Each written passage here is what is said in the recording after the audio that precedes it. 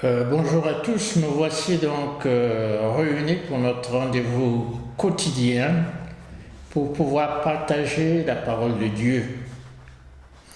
Et l'évangile de ce jour est tiré de Saint Jean au chapitre 6 des versets 35 à 40. En ce temps-là, Jésus disait aux foules, « Moi je suis le pain de la vie. Celui qui vient à moi n'aura jamais faim. Celui qui croit en moi n'aura jamais soif. Mais, je vous l'ai déjà dit, vous avez vu, et pourtant vous ne croyez pas. Tous ceux que me donne le Père viendront jusqu'à moi, et celui qui vient à moi, je ne vais pas le jeter dehors. Car je suis descendu du ciel pour faire non pas ma volonté, mais la volonté de celui qui m'a envoyé. Or, telle est la volonté de celui qui m'a envoyé, que je ne perde aucun de ceux qu'il m'a donnés, mais que je les ressuscite au dernier jour. Telle est la volonté de mon Père, que celui qui voit le Fils et croit en moi ait la vie éternelle. Et moi, je le ressusciterai au dernier jour. » Acclamons cette parole de Dieu.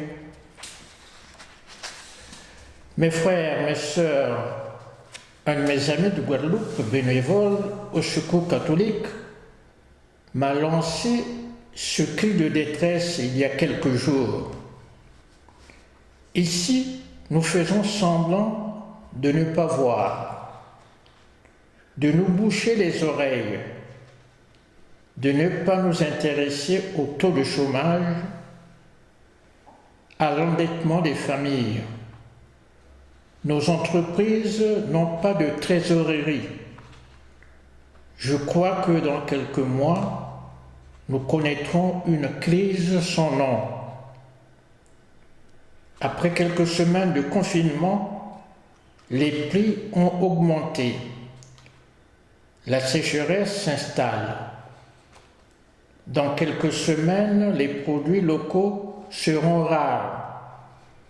Gérer l'alimentation sera toute une gymnastique et le porte-monnaie ne suit pas. En amont de son cri, il y a cette information relayée par un journal qui nous dit qu'en Seine-Saint-Denis, les autorités redoutaient des émeutes de la faim. Preuve qu'un risque alimentaire menace les habitants qui vivent dans la précarité. Et qu'en est-il de ceux qui sont dans des zones de guerre? Liban, Syrie, Yémen. Des initiatives louables voient le jour pour confectionner des colis alimentaires, mais à long terme, sans une vraie relance économique qui n'éjecte pas les laissés pour compte, ne serait-il plutôt pas un coup d'épée dans l'eau,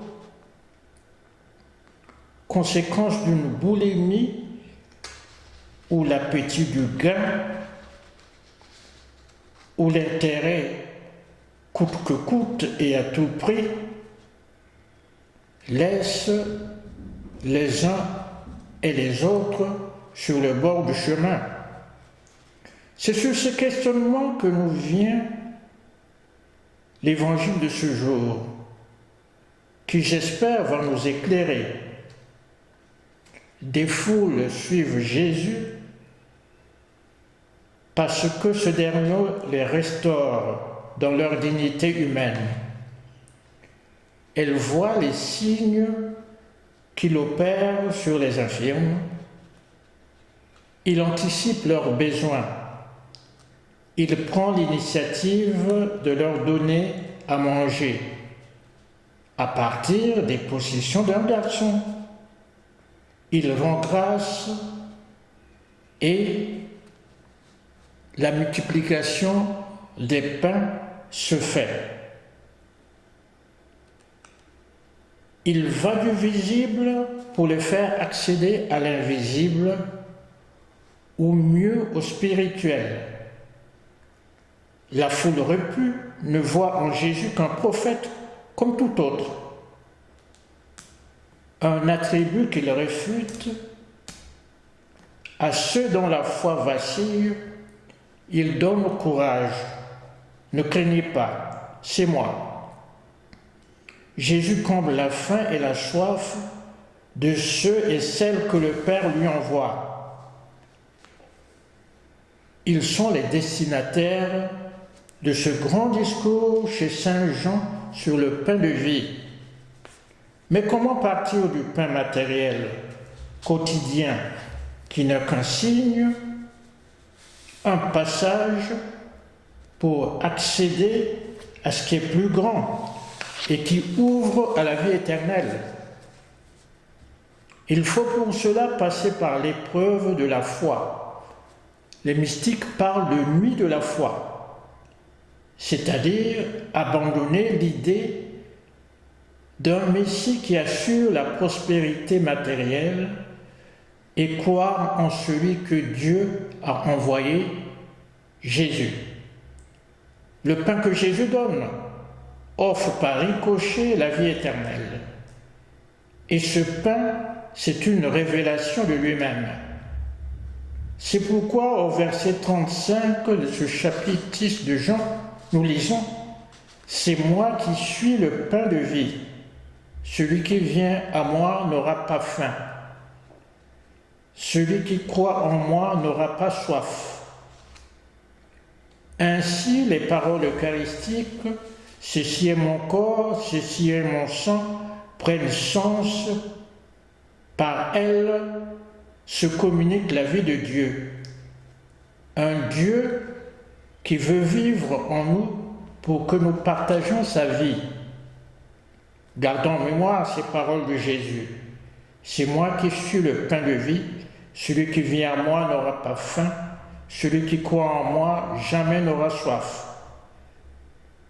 Mais gardons aussi la finale de l'évangile de Matthieu, où il est dit au chapitre 28, verset 20, « Et moi je serai avec vous tous les jours jusqu'à la fin des temps. » Notre société de consommation et de consumérisme nous met peut-être à l'abri de la faim matérielle.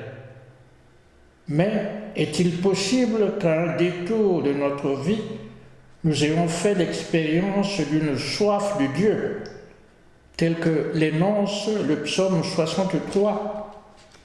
Que Sainte Catherine de Sienne intercède pour nous. Amen.